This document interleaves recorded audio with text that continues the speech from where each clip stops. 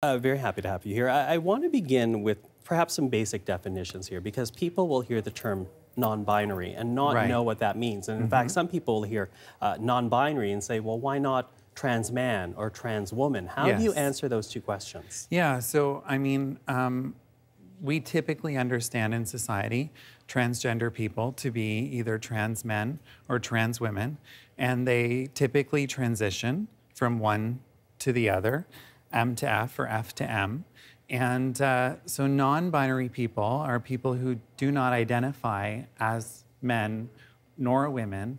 And we've been around for a long time. We exist all over the world under different language, of course, because gender is culturally specific. You know, before colonization here in Canada, Indigenous people, Two-Spirit people existed, and people beyond the binary existed in various cultures around the world. So, you know, there's a re-emergence of non-binary now, and there are people like me. I know I'm not the only one. You know, there are some very courageous people who are like Sarah Kelly Keenan and Jamie Shoup in the U.S. and Gemma Hickey here in Canada, who are advocating on behalf of our recognition. So let me jump in there, because if you get this classification of non-binary, does that mean to say then that that would cover all trans people, or is that a separate fight from this definition? Right. So I think it's all one community under the trans umbrella. So some non-binary people, like myself, identify as trans. Some non-binary people don't identify as trans, and that's okay because gender is really diverse, and it's not so simple as we think it is.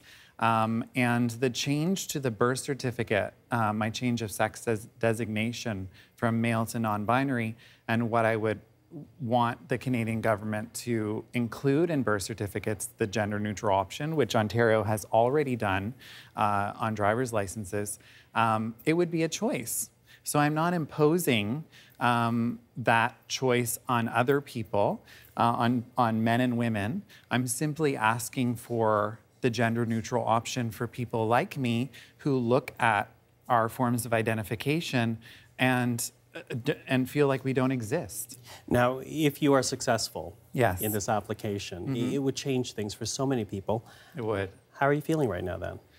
I'm feeling great. I'm feeling, you know, I'm feeling like I'm sort of traveling on the winds of a lot of generation of activism, and I didn't get here today alone. I have the support of a lot of friends and family and activists, and I'm feeling very hopeful. Excuse me. I think that the Canadian government is in a perfect position to make this happen. Justice Minister Jody Wilson-Raybould and our Prime Minister Justin Trudeau announced last week that they're working with Passport Canada to introduce a gender-neutral option on passports. And as I said, Ontario has X on driver's licenses. So it's the perfect time for this. And I don't see any reason why the province of Ontario would reject this application.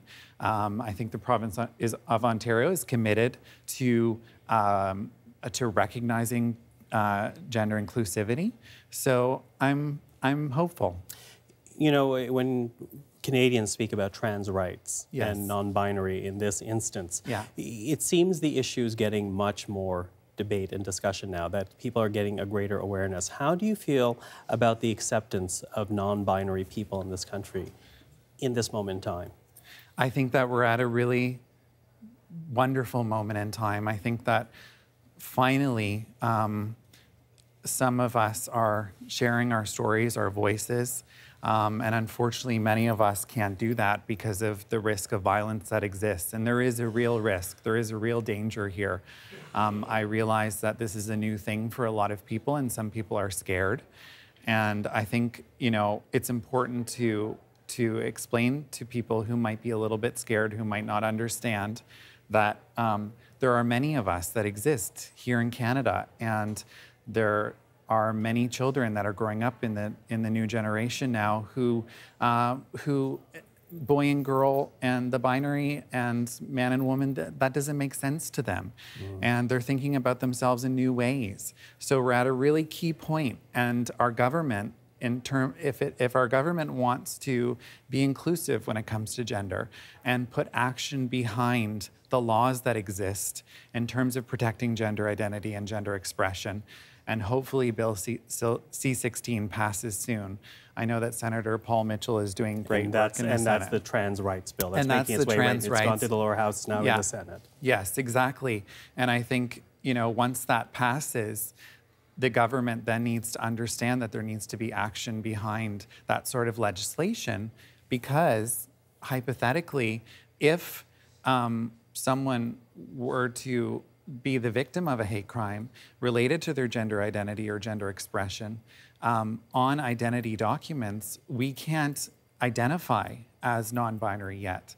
And so that's really important, because if legal documentation doesn't have us existing on that documentation, then how would judges interpret that type of scenario? So the language needs to be clear and it needs to be explicit in all forms, and we need to be recognized in that way. I wish we had much more time. We don't. We only have a minute, and it's a bit of a downer, but I do want to address it, because if non-binary people, if trans people are not acknowledged in this country, the inference that we're getting for those who are fighting for equality basically say that people will still be submitted to violence in this country. What type of violence are people of your community, what do they face?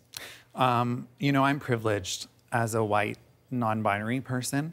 The intersections of race and gender and sexuality present greater risks for trans people of color. And I think it's important that the public realizes the real risk of danger that trans people face on a daily basis when we walk out into this world that, generally doesn't understand us and is a bit intolerant. And I'm hopeful that, explaining these things in a